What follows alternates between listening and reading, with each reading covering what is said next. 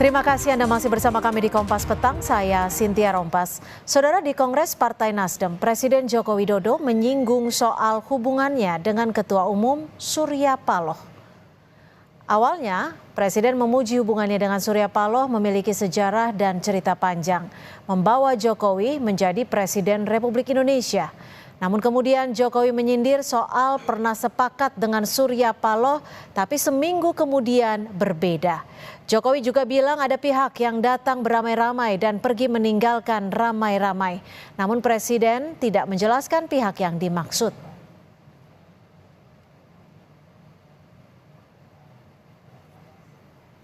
Dalam beberapa hari terakhir, Presiden Jokowi hadir di acara penting partai pendukung Koalisi Indonesia Maju.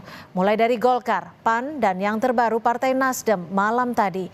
Di hadapan Surya Paloh, Presiden Jokowi menyindir ada pihak yang datang beramai-ramai dan pergi meninggalkan ramai-ramai. Siapa yang dimaksud Presiden Jokowi? Kita berbincang dengan Direktur Eksekutif Poltreking Indonesia, sudah ada Mas Hanta Yuda. Mas Hanta, ini siapa sebenarnya yang dimaksud oleh Presiden Joko Widodo nih? Datang beramai-ramai, pergi meninggalkan juga beramai-ramai. Ya, kalau kita lihat peta politik terakhir itu mengindikasikan suara hati Pak Jokowi, Cynthia. Karena Pak Jokowi hadir di Partai Nasdem, ya salah satunya ditujukan kepada Partai Nasdem. Nah, kalimat Pak Jokowi kan selain soal ditinggalkan beramai-ramai, yang kedua sudah salaman seminggu kemudian berubah lagi. Nah, kalau kita melihat memang antara Pak Surya atau Nasdem dan Pak Jokowi kan banyak samanya, tapi belakangan berbeda ketika di Pilpres. Jadi mungkin curahan hati Pak Jokowi ada soal kesepakatan apa di Pilpres. Sebenarnya saya melihat kemarin itu satu sisi ada semacam CLBK ya, cinta lama bersemi kembali mereka. Pernah ada, pernah bersama. Kita tahu Nasdem adalah partai pertama yang mendukung Pak Jokowi. Kemudian istilah Pak Jokowi pernah ada rasa yang pernah ada situasi itu. Kemudian Nasdem juga kita tahu cukup konsisten dan seterusnya. Yang didukung Pak Surya juga pernah mengatakan, Cynthia, bahwa kalau Pak Jokowi bisa maju sebagai capres lagi di 2024 alias 3 periode, maka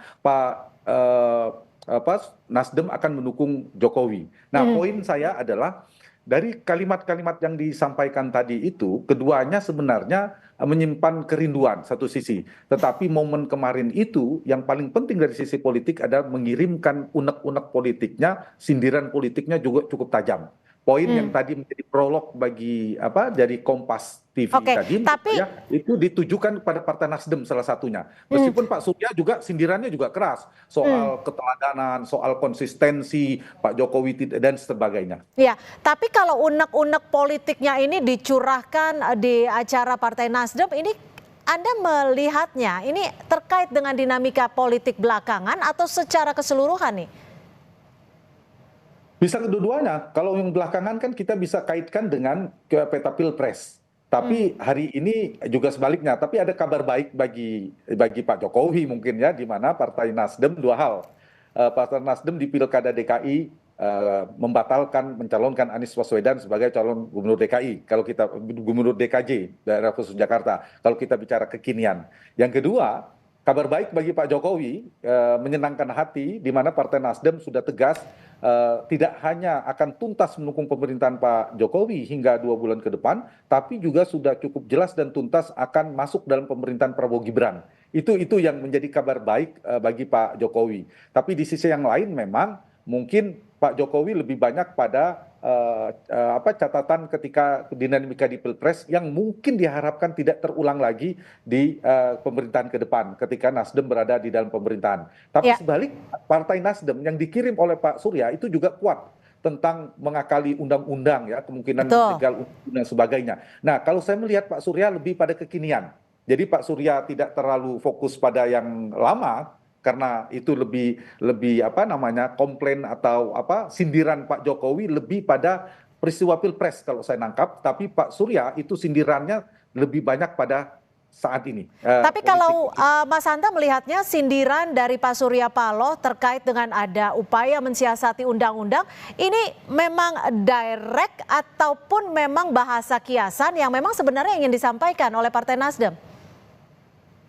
Iya, kita tentu Pak Surya ya yang tahu, tapi saya melihat kalau seorang politisi apalagi sekaliber Pak Surya itu tidak mungkin menyampaikan pidato keceplosan. Pasti sudah dikonsep, ada poin-poin yang disampaikan, meskipun Nasdem itu dua yang poin paling kuatnya narasi dia yang dia kirim adalah sinergi untuk bangsa itu adalah persatuan kebersamaan, yang kedua adalah soal pesan koalisi, dia mempertegas posisi koalisinya. Tapi poin yang disampaikan Pak Surya tadi malam itu saya kira bukan apa namanya tanpa sengaja, itu memang diarahkan, pesan itu serius dikirimkan beliau kepada yang ditujukannya tentunya, Hmm. Cynthia.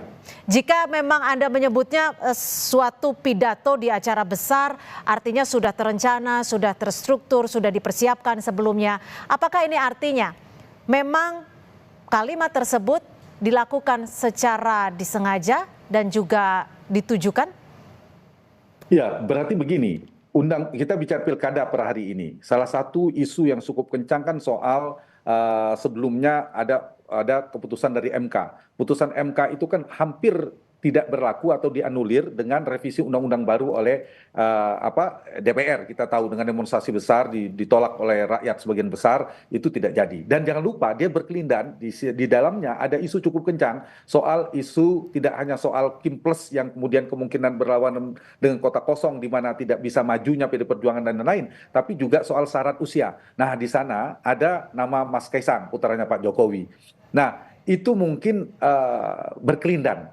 Saya mengistilahkan berkelindan. Jadi pesan-pesan itu yang diantisipasi oleh Pak Surya jangan sampai kebablasan dalam berdemokrasi dan sebagainya. Kalau saya membaca arah itu juga diingatkan oleh Pak Surya ke arah sana. Jadi saling sendiri itu saling mengingatkan lah. Jadi saling sindir bisa dimaknai, saling mengingatkan agar tetap berada di koridor juga bisa dipersepsikan atau dibaca demikian.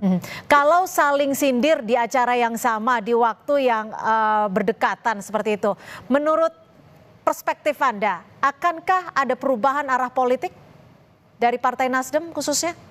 Positifnya ada unek-unek dikeluarkan, dicurahkan, bagus juga. Jadi relatif saya mengistilahkan relasi atau hubungan politik Pak Surya dan Pak Jokowi ini dulu sangat mesra, sangat dekat di 2014 pertama, 2019 rumah paling nyaman bagi Pak Jokowi ada Partai Nasdem. Lebih nyaman daripada PD Perjuangan pada saat itu sebelum ada PAN, ada Gerindra dan Pak Prabowo bergabung bersama Pak Jokowi, itu kan teman dekatnya. Tapi dalam perkembangannya kan dinamikanya berubah. Nah, di titik inilah saya melihat memang kalau kita perhatikan kemungkinan hubungan antara dua orang ini per hari ini husnul khotimah. Saya mengistilahkan husnul khotimah karena berakhir dengan baik. Tapi apakah ada tendensi bahwa pertanyaan Cynthia tadi Nasdem akan merubah pilihan? Saya belum melihat ke sana. Untuk konteks dua hal ya. Perubahan itu dua kan, arahnya di Jakarta dalam konteks 3-4 hari ke depan. Mungkinkah keluar dari Kim Plus kemudian mendukung Anies atau yang lainnya, atau yang kedua Partai Nasdem memilih bersama PD Perjuangan menjadi kekuatan oposisi. Per hari ini saya belum melihatnya, tapi poin justru yang dipertegas oleh Pak Surya tadi malam itu adalah mengirimkan tentang pesan narasi persatuan tapi juga koalisi. Jadi bukan hanya dengan Pak Jokowi, dengan Pak Prabowo akan bersama Prabowo Gibran di 5 tahun ke depan. Jadi poinnya adalah saya melihat Pak Surya sudah mengumumkan kepada publik akan bergabung ke dalam pemerintahan. Cuma tetap ada yang digarisbawahi, Partai Nasdem tetap independen. Jadi kalau dalam teori organisasi partai politik, tingkat kelembagaan Partai Nasdem ini cukup independen, tidak terkooptasi. Jadi artinya ada pesan juga yang ingin ataupun ditekankan oleh Ketum Partai Nasdem. Berada di dalam pemerintahan, Mas Hanta, tapi tetap kritis, kira-kira begitu. Mas Hanta, saat menghadiri acara-acara besar partai, ada Golkar, PAN, dan semalam Partai Nasdem, ini kan ada pesan yang disampaikan Jokowi. Saat PAN dibagilah kursi tambahan, saat Golkar disebutlah bahwa partai yang paling adem. Sebenarnya apa yang ingin dibentuk, makna yang ingin disampaikan oleh Presiden Joko Widodo? Pak Jokowi sama membangun narasi tentang ingin membangun rekonsiliasi politik dalam konteks politik normatif ya kebangsaan. Sisi yang lain sebenarnya juga bisa dibaca sebagai ingin membangun Kim Plus yang terkonsolidasi.